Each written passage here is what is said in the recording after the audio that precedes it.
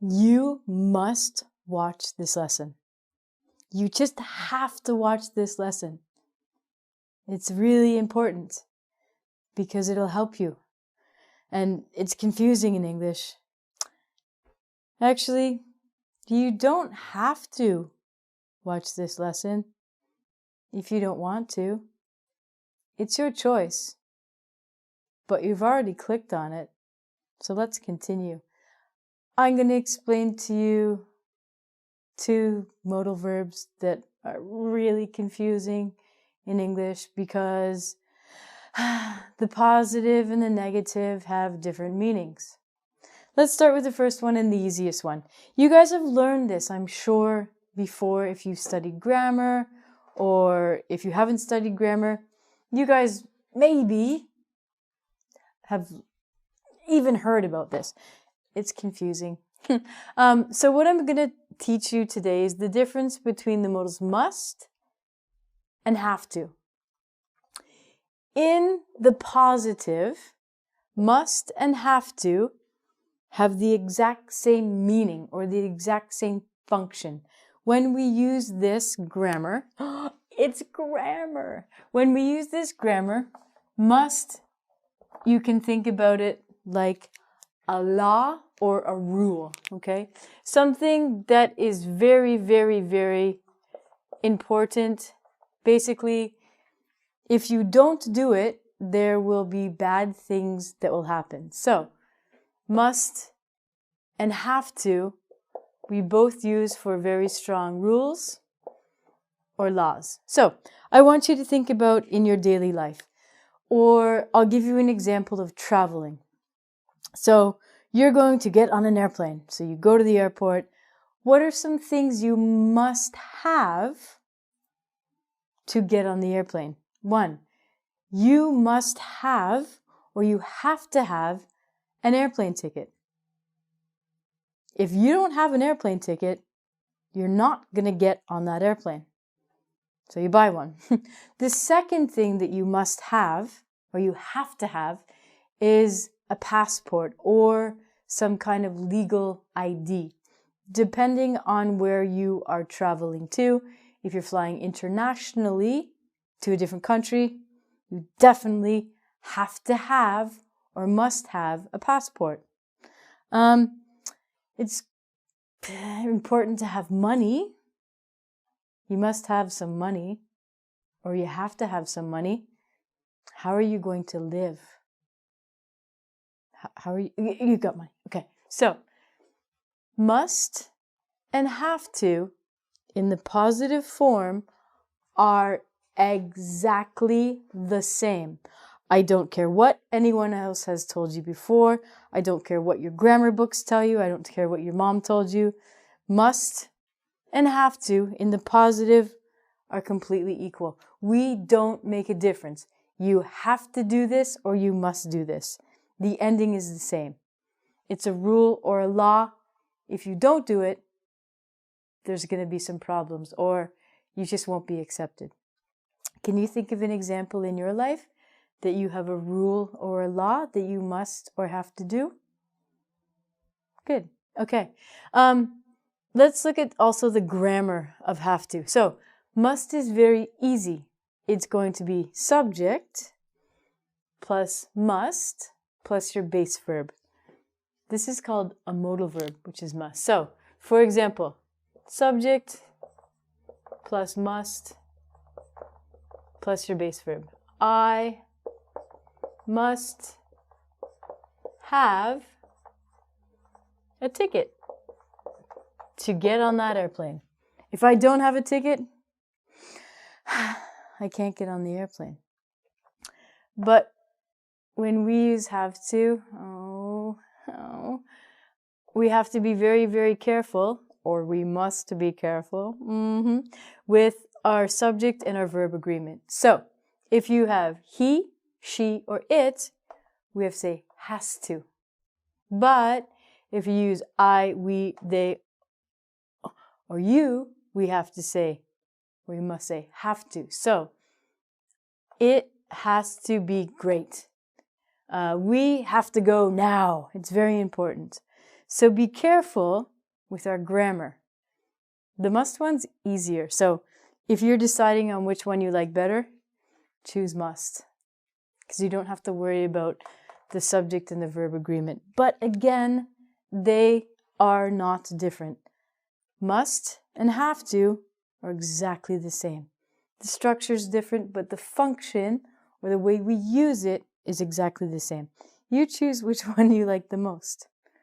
The negative of must not is basically telling us a rule in the negative. For example, you can say, hey, hey, hey, on the airplane, you must not smoke. This is a very, very strict law or rule on any airplane in any country of the world that smoking is prohibited. You can't do it.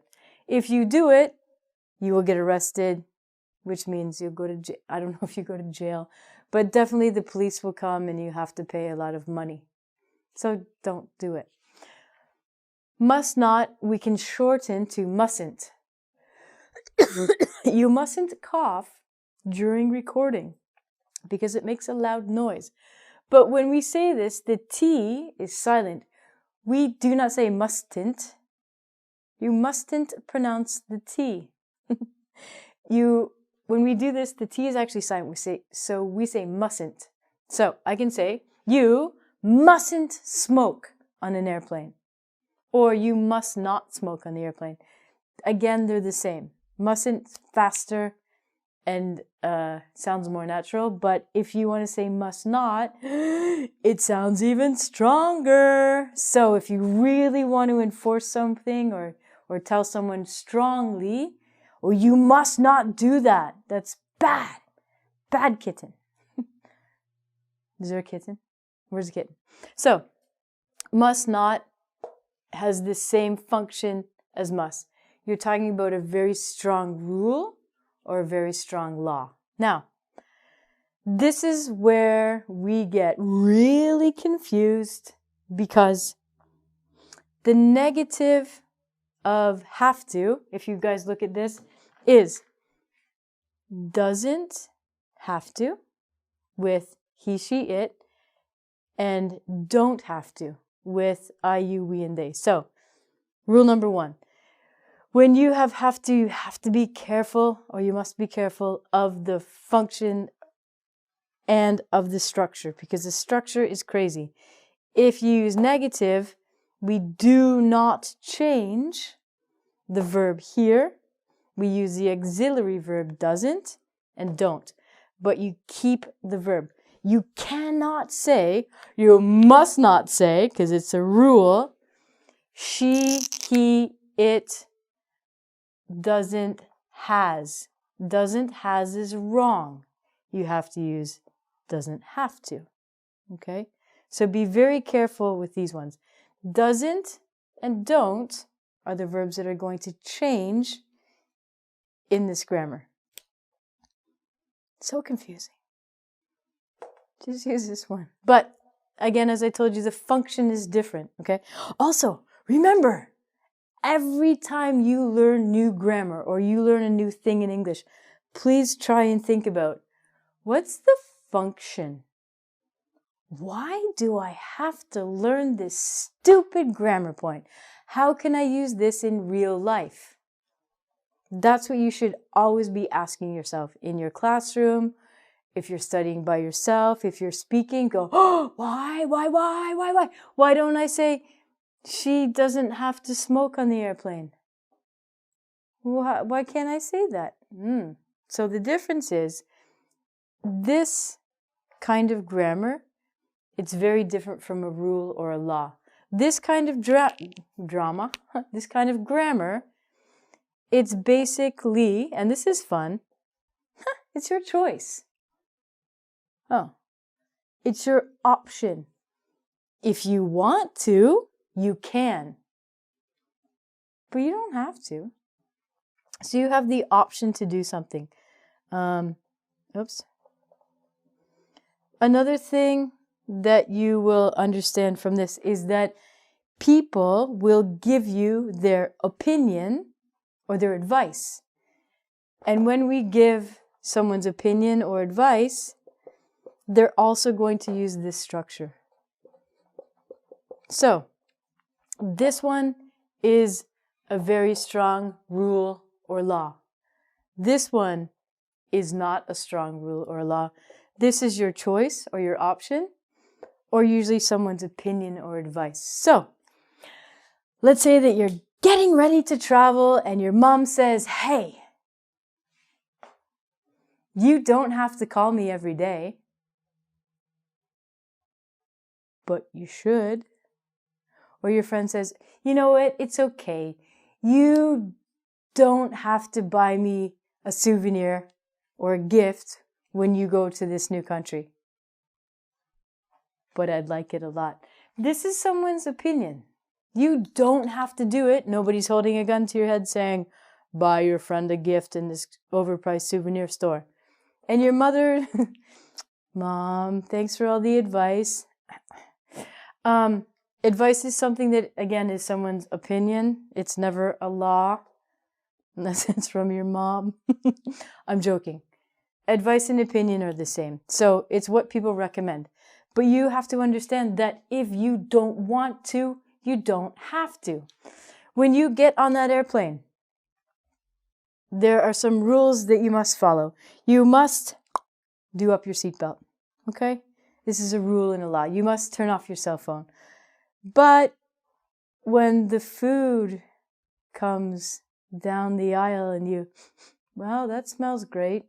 Guess what? You do not have to eat that terrible airplane food. It's your choice.